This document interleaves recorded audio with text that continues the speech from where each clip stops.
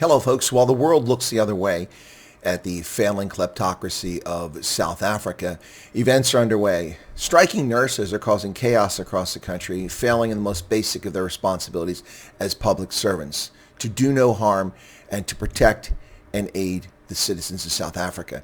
These selfish, greedy bastards are not doing their job. Now, there may be some legitimate nurses. Some are trying to do their job. They're being called scabs, going to work, trying to provide services for South Africans. But public servants have no right, no basis whatsoever to strike and not provide services.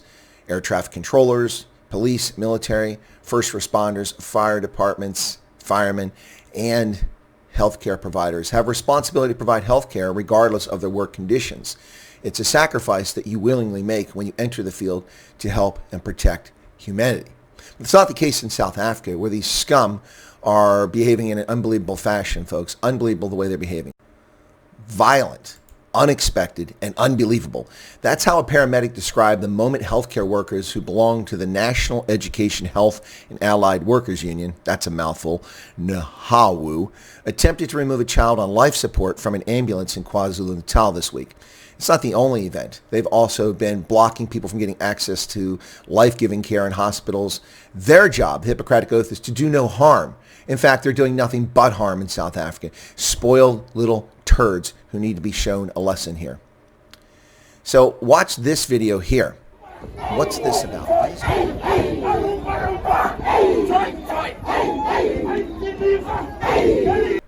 What's this about? These are nurses in Khayelitsha in the Cape Flats in Western Cape striking for wage increases. But they're not singing for wage increases. They're singing Kill the Boer, a vile, racist so-called liberation song about murdering white South Africans. This isn't about wages, is it? Is this about black supremacy, which is as vile and repugnant as white supremacy? This happens on a daily basis in South Africa. Yet the United Nations, the South African Human Rights Commission, the Human Rights Watch, Amnesty International, the African Union, and the Southern African Development Community are all asleep at the wheel, none of whom care about this daily racism in the racist society of South Africa. This vile speech has been protected by corrupt courts in South Africa, while utterances of an Arabic noun for unbelievers lands a person in prison as a felon for speech. There is no free speech in South Africa unless you want to murder minorities.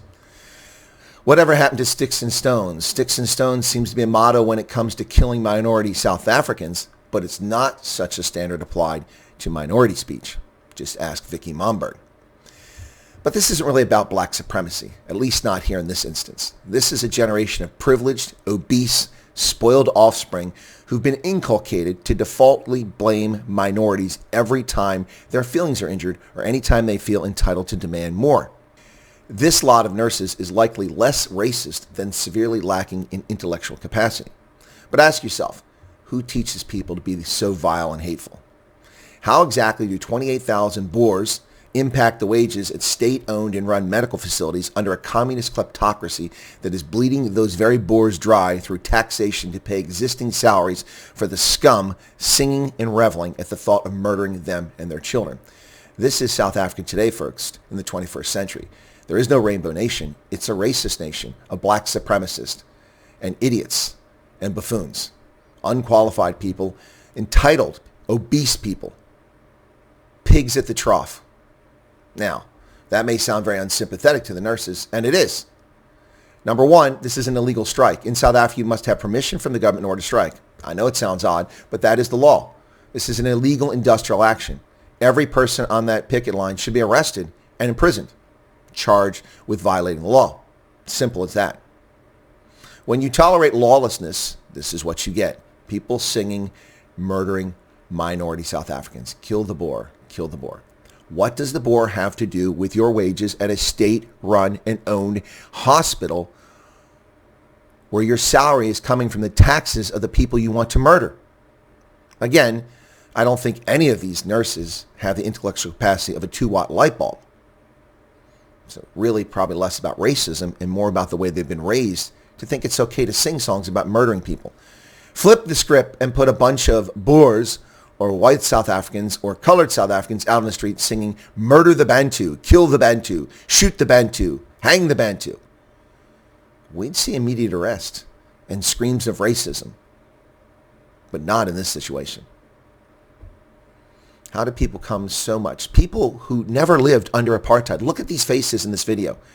None of these scum were even alive during apartheid. They've all been alive during the kleptocracy of the African National Congress. Whatever misery and woes they have is a consequence of 30 years of malfeasance, malgovernance, and theft. Not Jan van Riebeck, not Hendrik Verwoerd, not separate development under apartheid. This is a crisis, a mess of your own making. Clean up your own nappies and quit singing songs to murder innocent people. South Africa in the 21st century. Where is the world? Is the world just racist? Well, in the case of South Africa, they seem to openly ignore racism. Thanks, folks. Leave a comment behind if you like. Appreciate your support. And to the nurses who are working out there, thank you for your continued service to those in need. As a former soldier, spent 36 years in uniform, the concept of a strike never entered my mind. We have a duty, a responsibility to the people we protect and serve. And thank you for your service in South Africa to those in need. To you striking idiots, I hope you're all sacked and you're busy sweeping floors in someone's home as a domestic tomorrow. Seems like a good occupation for your spoiled asses.